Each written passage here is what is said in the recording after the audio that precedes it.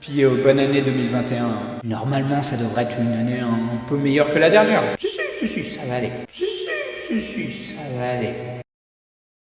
Alors, depuis le début de l'année, j'ai essuyé un incendie, suivi d'un dégât des eaux, j'ai eu le droit à la vandalisation de ma ligne internet, ainsi que celle du pare-brise de mon véhicule, et j'ai même chopé le Covid.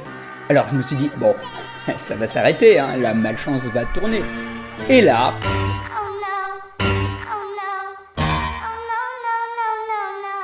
Bon, tout n'est pas si noir que ça dans ma vie. Comme vous pouvez le voir, j'ai un nouvel appartement, et puis j'ai toujours le soutien de mon partenaire. Enfin, que dis-je, de mon proche, de mon sponsor, NordVPN. Non mais Doug, ne fais pas ça. Je suis ton toi du passé, et je suis venu te prévenir que c'est pas le moi du futur qui est censé prévenir de ce genre de choses. Je suis venu te prévenir que c'est certainement un piège. NordVPN va te manipuler. La preuve, il ne veut sûrement pas qu'on puisse dire qu'il existe d'autres boîtes de VPN, voire même qu'il y a des grosses entreprises qui offrent ou vont offrir un service de VPN. Ah, exactement comme NordVPN. C'est-à-dire avec plus de 5300 serveurs à travers 59 pays dans le monde, une vitesse ultra rapide, la possibilité de ne pas avoir de registre de l'activité internet et celle de protéger 6 appareils avec un seul compte, et un service client français 24 heures sur 24, 7 jours sur 7 ? Non, je sais pas, en fait, à vrai dire, je me suis pas renseigné. Et ces grosses entreprises qui offrent un service de VPN, ça ne serait pas les mêmes qui sont régulièrement pointés du doigt pour mettre des logiciels espions un petit peu partout ? Ouais, si. Ça craint un peu, hein. Quant à nous, si l'offre vous tente, c'est garanti 30 jours satisfaits ou remboursés, et vous bénéficiez d'une promo avec le code MADDOGVIDEO. Allez, on passe à la vidéo.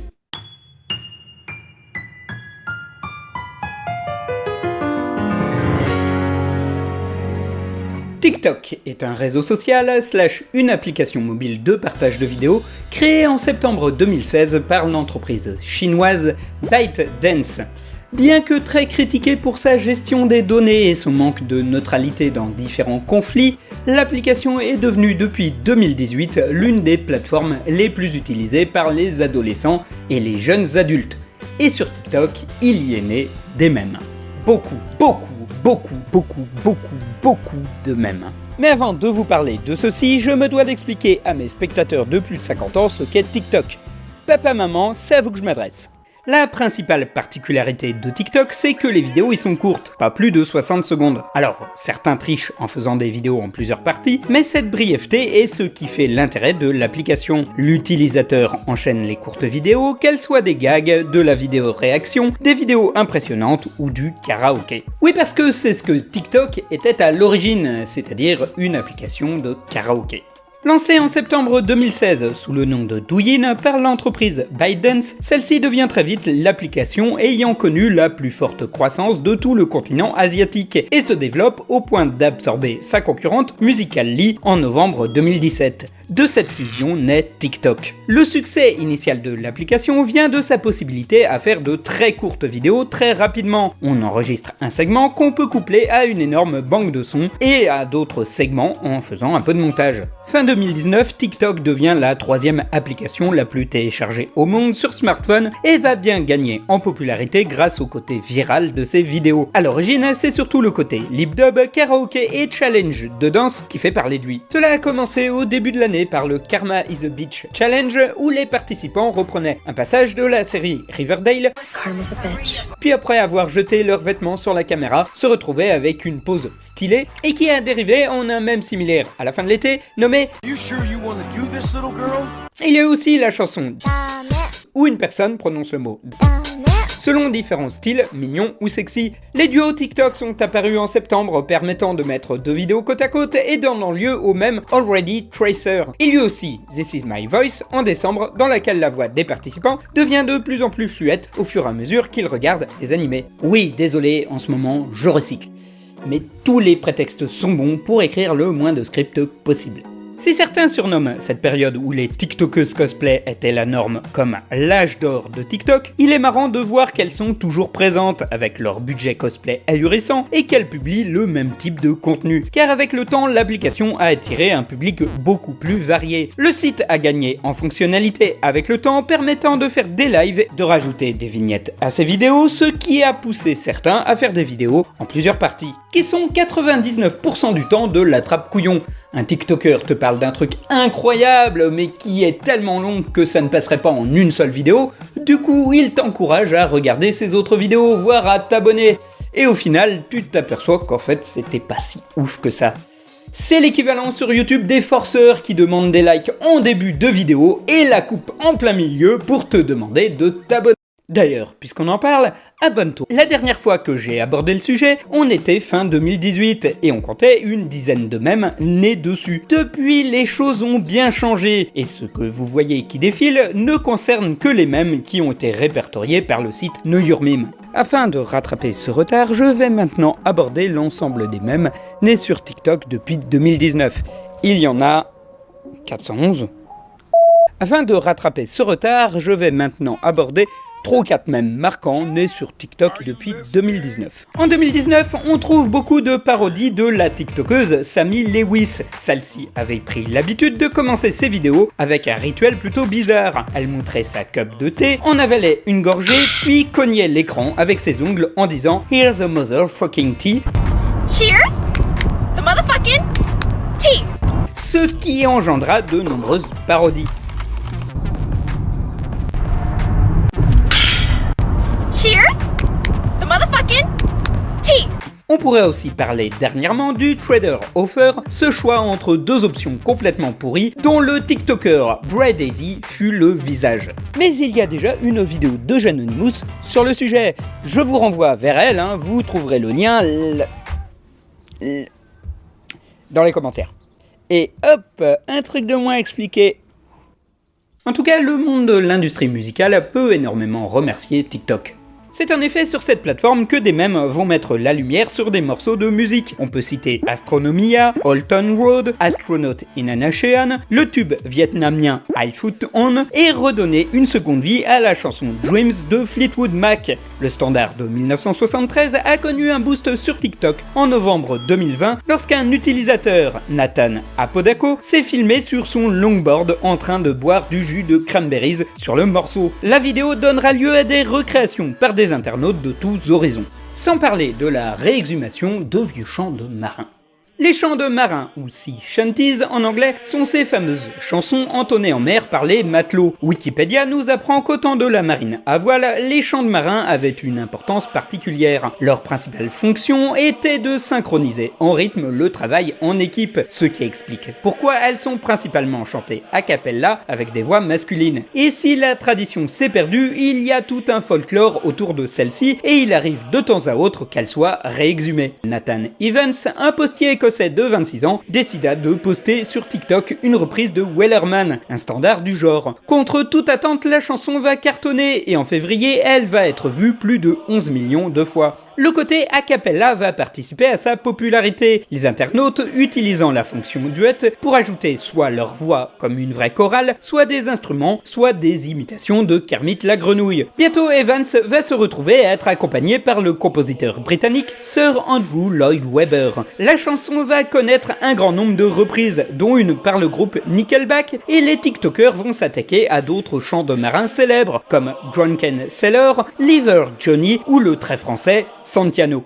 Hugo Frey is not dead. La mode a fini par... C'est pas une vanne en fait. Hugo Frey, il est toujours vivant, il a 91 ans, il vit dans le Tarn. La mode a fini par contaminer les autres plateformes, à commencer par YouTube, qui a vu l'explosion des reprises de chants de marins, et où Nathan Evans a eu le droit le 9 avril à un vrai clip, un avec le logo Vevo dans le coin, qui a été vu à ce jour 14 millions de fois. Mais ceux qui ne s'attendaient pas à être réexhumés, c'est le groupe The Shangri-Las. The Shangri-Las est un groupe vocal féminin des années 60. Assez populaire à l'époque, le girls band est typique de ces années-là, chantant des bluettes d'adolescentes amoureuses dont les histoires finissent mal. C'était la mode à l'époque. L'un de leurs plus grands succès, Remember Walking in the Sand, raconte l'histoire d'une fille marchant sur la plage et se lamentant sur un amour passé. Elle se demande ce qu'elle doit faire avant de se lamenter sur un « Oh no, oh no, oh no no no no ». Un passage qui sera samplé par le DJ Kapan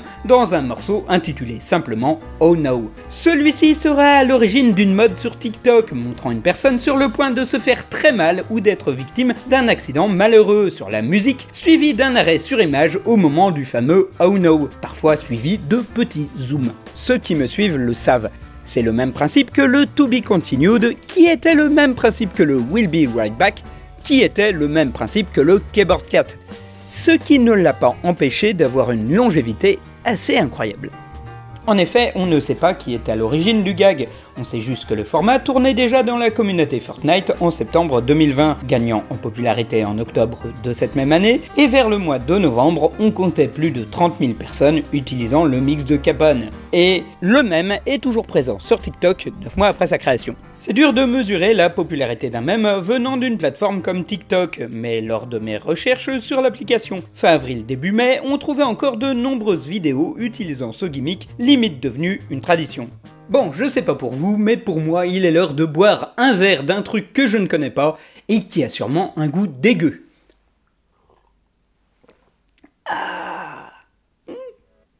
Ainsi, je peux difficilement passer à côté du cas de Brittany Tomlinson. Cette jeune Texane de 23 ans s'était lancée sur la plateforme comme tout un chacun afin de partager ses humeurs. Elle rencontre très vite le succès, se formant une petite base de 30 000 abonnés grâce à son rire assez contagieux.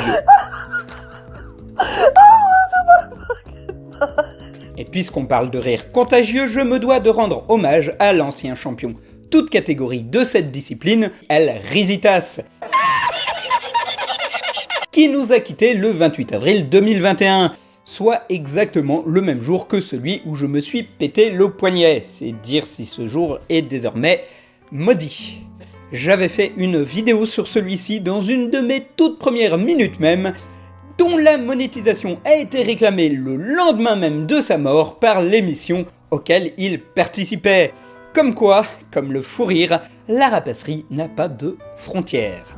Pour en revenir à Brittany, il faut parler du 6 août 2019, le jour où elle a décidé de tester du kombucha sur TikTok. Pour vous expliquer schématiquement, le kombucha est une sorte de boisson fermentée et acide à base de bactéries de champignons et de levures plongées dans du thé. Il y a différents types de kombucha, mais les gens sont unanimes pour dire que ça a un goût très particulier. Sa réaction au breuvage est tout d'abord une forme de dégoût, puis d'appréciation, puis de nouveau une petite grimace, et de nouveau un air du style « Ah ouais, c'est peut-être pas si mal ». La vidéo va être partagée abondamment sur Twitter avec la mention d'autres plats ou d'autres substances qui ne font pas l'unanimité. Bientôt, Brittany gagne le surnom de Kombucha Girl, et son mème se décline en 2019, devenant une sorte de nouveau Drake posting. Alors, simple employée de banque, Brittany gagne des followers à l'appel. La première chose qu'elle va tirer de cette célébrité, c'est du chômage. En effet, sa patronne supporte mal que le visage de son employé soit utilisé pour partager ce qu'elle estime être des insanités. Elle fouille un petit peu dans la vie de Brittany et trouve son compte YouTube et TikTok, ce qui lui plaît encore moins. Elle somme Brittany d'arrêter d'être un mème, et comme c'est un petit peu impossible, elle la limoge un jour avant la fin de sa période d'essai. La magie du capitalisme. Mais l'histoire se finit bien. Sans emploi, Brittany peut changer de vie. Elle rejoint un ami à elle à Los Angeles et vit sa vie d'influenceuse, se retrouvant même aux Streamy Awards. Bon, là on est déjà sur le haut du panier niveau success story. Mais on peut aller encore plus haut tout en gardant une mine totalement blasée. Là encore, ça commence par une personne banale, en l'occurrence un jeune garçon de 21 ans, vivant à Turin en Italie et nommé Rabane Lamé ou Rabbi Lamé. Oui, on est dans ce genre de cas où le KH se prononce R. Mais je suis sûr que comme moi, pas mal de gens l'ont appelé Kaby Lame. Ce qui n'est pas très gentil, vu que lame ça veut dire nul en anglais. Licencié en 2020 par son employeur suite au premier confinement, Rabannet fait des sketchs et des petites vidéos sur TikTok afin de s'occuper. Et puis le 17 février 2021, il voit la vidéo d'un mec qui coupe la anse de sa tasse pour libérer son chargeur de portable. Du coup, Rabi se filme en train de juste détacher la prise. De là découle un gimmick où dans un premier temps on voit une vidéo de DIY ou de life hack un peu idiote proposant des conseils stupides et alambiqués. Et dans un second temps, Rabi la met en train d'expliquer comment faire de façon bien plus simple.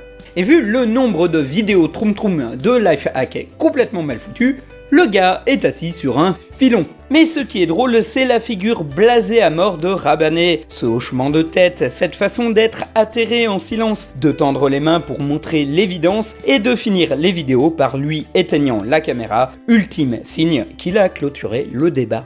Et ça va marcher du tonnerre. Au cours des mois de février à mai 2021, Rabi Lamet va multiplier les vidéos avec de plus en plus de mise en scène tout en faisant exploser le compteur d'abonnés, gagnant 1 million d'abonnés par jour, au point de se faire surnommer l'italien de TikTok. Un surnom qui le fait doucement grincer des dents vu que l'État italien a refusé de le naturaliser alors qu'il est dans le pays depuis ses 1 an. Avec actuellement plus de 74 millions d'abonnés, il y a plus de gens qui le suivent qu'il n'y a d'habitants en Italie. Sa figure devient tellement connue qu'il sera détourné sous forme de mème internet autour de l'idée de simplicité et que son visage est utilisé pour de faux TikTok clickbait où l'on pense qu'il va réagir, mais en fait non. Ce qui trahit deux grosses tendances sur la plateforme, la première étant le vol de contenu. Non, parce qu'on vous voit avec vos comptes de fans, vos qui a fait ça, et autres subterfuges visant à pomper du contenu sur YouTube ou sur la télévision afin d'alimenter vos chaînes TikTok. D'autre part, les vidéos à but humoristique. Ainsi, lorsque j'ai commencé à enchaîner les vidéos TikTok, je m'attendais très vite à me retrouver avec du contenu de danse et des trucs sexualisés et tendancieux. J'avais notamment parlé de l'algorithme de l'onglet Pour toi, l'onglet Tendance, qui est principalement basé sur le pourcentage de temps de visionnage de la vidéo, ce qui fait que plus tu regardes longtemps une vidéo, plus l'algorithme va te proposer des vidéos similaires. Sauf qu'avec le nombre de vidéos sexualisées sur TikTok, tu te retrouves très facilement avec un onglet Pour toi entièrement rempli de vidéos hyper sexualisées, voire de contenu pornographique. Et en fait, j'ai eu beaucoup de vidéos de jeunes parodiant leur père marocain, leur mère antillaise, leur père togolais, leur tante tunisienne ou leur grand-père algérien. Alors, c'est autre chose, hein, je ne suis pas déçu, mais je m'attendais juste pas à ça. Après, si les thèmes sont un petit peu redondants, j'ai trouvé ça sur le coup étonnamment rafraîchissant. Ça faisait un petit moment que j'étais pas tombé sur du contenu purement amateur et fait à l'arrache. Cette frénésie de sketch sur la vie de tous les jours n'est pas sans me rappeler l'époque où tout le monde sur YouTube faisait son petit podcast à la Norman Cyprien. Ce qui est marrant, c'est que si TikTok marche dans les traces de YouTube, YouTube aimerait bien marcher sur celles de TikTok. Afin de surfer sur la mode, YouTube est en train de lancer un outil permettant lui aussi de faire depuis son smartphone de courtes vidéos de moins de 60 secondes. Nommé Short, le programme a rencontré lors de sa phase de test en 2021 un certain succès, notamment en Inde où TikTok est banni. Du coup, YouTube cherche à faire parler de l'application, ce qui n'est pas sans problème. Imaginez un petit peu le bazar. On entend pendant des années que l'algorithme YouTube avantage les vidéos de plus de 10 minutes. Et puis, du jour au lendemain, on nous dit qu'il faut tout redécouper en des petites vidéos de moins d'1 minute, avec des conseils nous recommandant des pratiques clivantes, comme demander des likes en début de vidéo.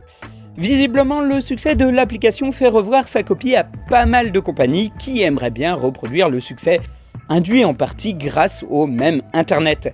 Car TikTok a un côté usine à mème aussi bien dans la création de ses vidéos que dans leur consommation. La plateforme pousse à la création de vidéos, les TikTokers les plus mis en avant étant ceux qui produisent du contenu 2 à 3 fois par jour. Pour donner un ordre d'idée, en 1 an et demi, Rabi Lamet aura produit plus de 800 vidéos. Du coup, on se retrouve avec des gens qui recyclent un petit peu tout le temps le même sketch, de façon ad nauseum.